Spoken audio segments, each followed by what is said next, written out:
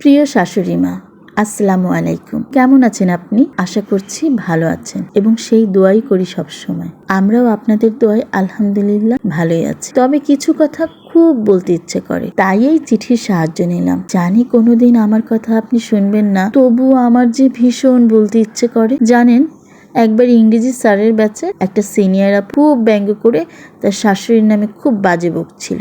আমি অবশ্য তখন বউ শাশুড়ির সম্পর্কে কিছুই বুঝতাম না, তবুও এই ব্যঙ্গ আমার ভালো লাগেনি। তাই এর চুপ না থেকে প্রতিবাদ করেছিলাম। বলেছিলাম, আপু, আপনি যদি ভালো হন তবে আপনার শাশুড়ি ভালো হতে বাধ্য।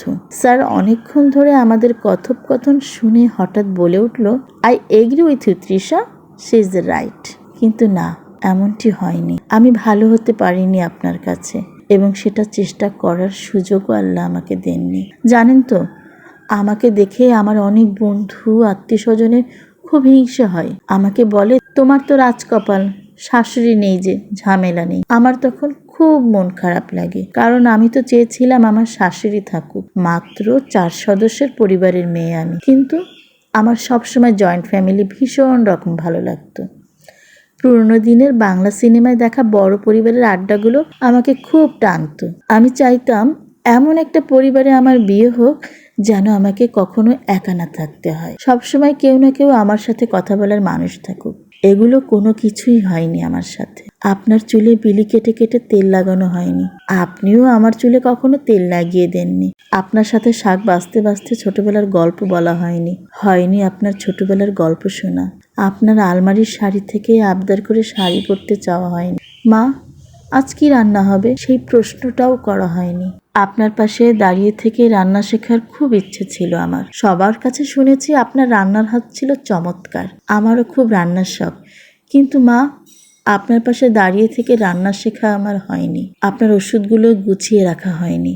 আপনার ছেলের নামে ঢের নালিশ করা হয়নি। আপনার ছেলে চুল কাটাবে নাকি কাটাবে না সেটা নিয়ে খুনসুটি করা হয়নি। আপনার কাছ থেকে আপনার ছেলের পছন্দের খাবারগুলো রাঁধতে শেখা হয়নি।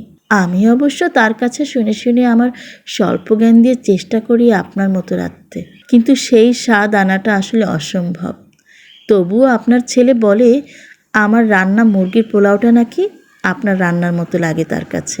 আলহামদুলিল্লাহ, ভীষণ খুশি লাগে শুনতে। জানেন মা, আপনার প্রতি আমার অনেক অভিমান জমে আছে। আপনার ছেলের ছোট বড় ভুলগুলো নিয়ে আমি অভিযোগ করার কাউকে পাই না। যখন তার কাছ থেকে কষ্ট পাই কোনো কাজে, তখন আপনাকে খুব মনে হয় ইস, আপনি যদি থাকতেন সব অভিযোগ আপনার কাছে করতাম। আপনি খুব করে বকে দিতেন। মাঝে মধ্যে আপনার উপর আমার রাগ হয়। কেন ছেলেকে ঘরের কাজ শেখাননি? কেন এত ভুলো মনে সে? বাইরের জুতো বাড়িতে আর বাড়ির জুতো বাইরে। ইস, কি বিরক্তটা করে আপনার ছেলে।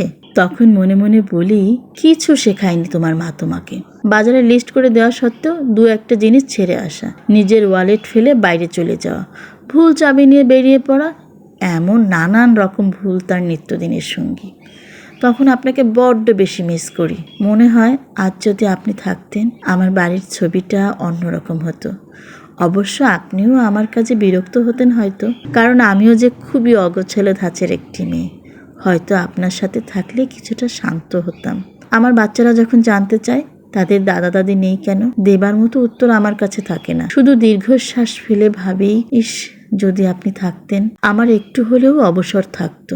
একা একা বাচ্চা সংসার সামলাতে খুব ক্লান্ত লাগে আমার। মনে হয় যদি আপনি আর বাবা থাকতেন তবে আমার বাচ্চাদের শৈশব কতই না মধুর হতো। ওরা কতটা অভাগা, দাদা দাদির আদর পেল না, ভাবলেই চোখ ঘোলাটে হয়ে আসে আমার। মাঝে মাঝে যখন সব কাজ সেরে একা একা বসে ভাত খাই আমি, তখন মনে মনে বলি, যদি আপনি থাকতেন আমার কাছে তবে এতটা একা হতাম না আমি। আপনার ছেলে তো আমার তেমন কোনো খোঁজ রাখে না। সে সমাজ সেবায় ব্যস্ত একজন মানুষ। আমরা যেখানে থাকি ছোট্ট দেশ, বাঙালিও খুব বেশি নেই, তাই কেউ কোনো সমস্যায় পড়লেই দিন নেই রাত নেই ছুটে চলে যায়।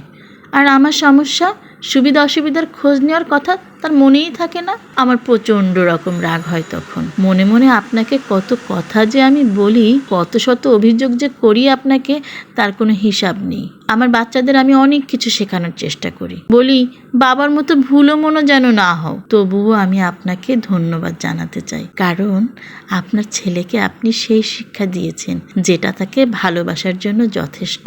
হাজারো দোষ থাকার পরেও সে একজন ভালো মানুষ। আমার চোখে ভালো মানুষের সংজ্ঞাটা খুব সহজ, সময় মতো 5 ওয়াক্ত নামাজ আর সত্যি কথা বলার সৎসাহস থাকা মানুষই ভালো মানুষ। আপনার ছেলের সেই সামান্য ভালোটা আছে বলেই তার খুঁটিনাটি দোষ ত্রুটিগুলো মেনে দিব্যি তার সাথে জীবন কাটাচ্ছি। কেন যে আমি আপনাকে পেলাম না? সবাই বলে আল্লাহ যা করেন ভালোর জন্য করেন, কিন্তু এখানে কি ভালো তা আসলে আমার জানা নেই। পরপারে ভালো থাকবেন সেই দোয়াই করি। ইতি আপনার ছোট বৌমা।